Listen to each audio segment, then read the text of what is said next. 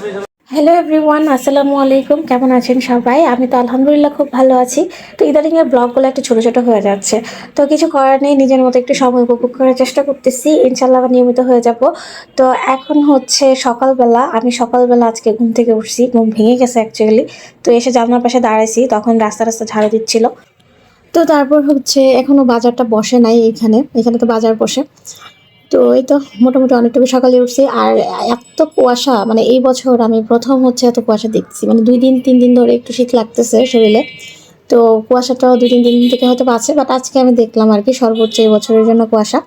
তো অনেকক্ষণ পর হচ্ছে সাদিতের জন্য নাস্তা টাস্তা রেডি করে ওকে স্কুলে পাঠাইছি। পাঠানোর পরে এখন বাসায় আমি একা, আর কেউ নাই।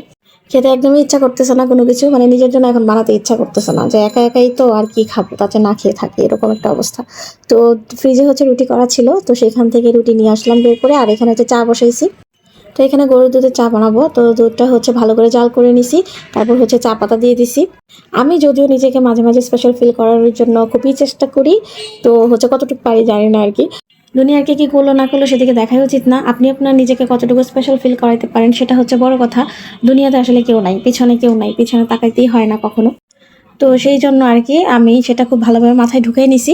তো এখন হচ্ছে তারপরও থাকে না যে আজকে একটু না করি, একটু আলসেমি, একটু ঘুমাই, যেহেতু এখন শীত পড়ছে একটু ঘুমাইতে খুব ভালো লাগতেছে এরকম টাইপ।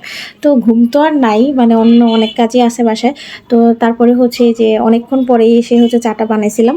তো হচ্ছে রুটি বলতে পরোটা আর কি, পরোটা ভেজে নিচ্ছি। আর হচ্ছে একটু ক্রিস্পি ক্রিস্পি পরোটা দিয়ে চা দিয়ে ডুবাই খেতে ভালো লাগে, মানে রুটির সাথেও আমার আজকে কিছু করতে ইচ্ছা করতেছে না। ভাবলাম চা করি, চায়ের সাথে রুটিটা ডুবাই খেয়ে ফেলি, মানে হয়ে গেল আর কি। তো এখানে হচ্ছে আমি গুড়ের চিনি ইউজ করতেছি। সো গুড়ের চিনি দিয়ে গরুর দুধের চা খুবই আসলে মানে মজা হয় আর কি, আমার কাছে মনে হয়। আমি তো রেগুলার খাই না, আমি হচ্ছে এই শীত আসলেই বেশি একটা খাওয়া হয়, এমনিতে তো গরমের সময় একদমই খাওয়া হয় না। তো মাঝে মাঝে খাই, তো এর জন্য ভালোই লাগে।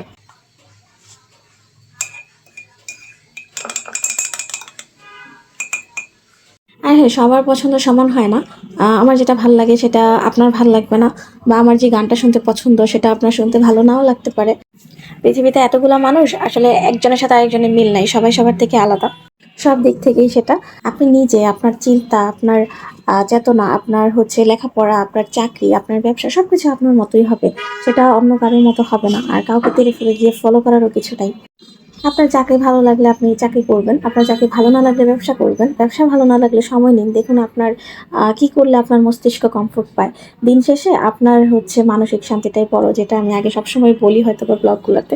যদি এত জ্ঞান দেওয়ার মতো জ্ঞান আমার নাই, এটা হচ্ছে আমার একান্তই লাইফ এক্সপিরিয়েন্স থেকে আমি বললাম। কারণ আমার ভালো লাগলে আমি দেখেছি যে আমার ওই দিনটা খুব ভালো যায়, বা ওই সময়টা আমি খুব স্পেশাল ফিল করি। কিন্তু আমি হচ্ছে অনেক চিন্তা মাথায় ঢুকিয়ে রাখি, কে কী মনে করলো সেটা মাথায় ঢুকিয়ে রাখি, সেদিন আসলে আমার কোনো কিছুই আসলে ভালো লাগে না। তো আমার অন্য কিছু ঢুকানোর দরকার নেই, এটা আমার মনে হয়। আমার মনে হয় যে আমি, হ্যাঁ, আমার নিজেকে স্পেশাল ফিল করাতে হবে, কোনটা করলে আমি ভালো থাকি, কোন জিনিসটা করলে এটার জন্য যে খুবই দামের কিছু লাগবে, বা খুবই মানে এক্সপেন্সিভ কোনো কিছু, এরকম কোনো কিছুই না। দেখবেন ছোটো ছোটো একটা কিছু থেকে আপনার খুবই মন ভালো লাগতেছে। বিকেলবেলা হচ্ছে বাপ বেটিতে বের হয়েছি।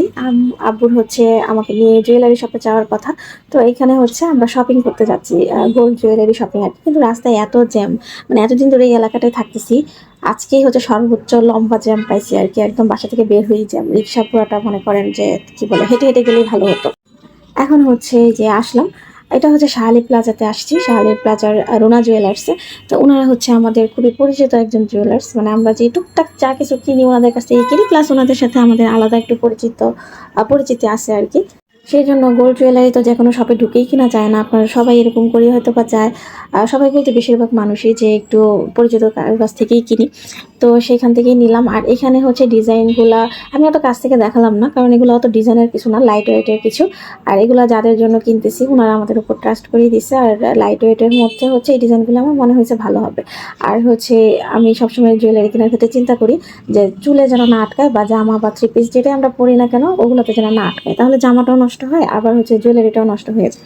তো আর এখন যা দাম, মানে ঠিক করতে গেলেও অনেক টাকা বের হয়ে যায় আর কি। তো সেই জন্য হচ্ছে আর কি কিনে নিছি। আর এই সেম চেইনটা আমার আছে, আর চুড়িটা হচ্ছে আমার আম্মুর আছে।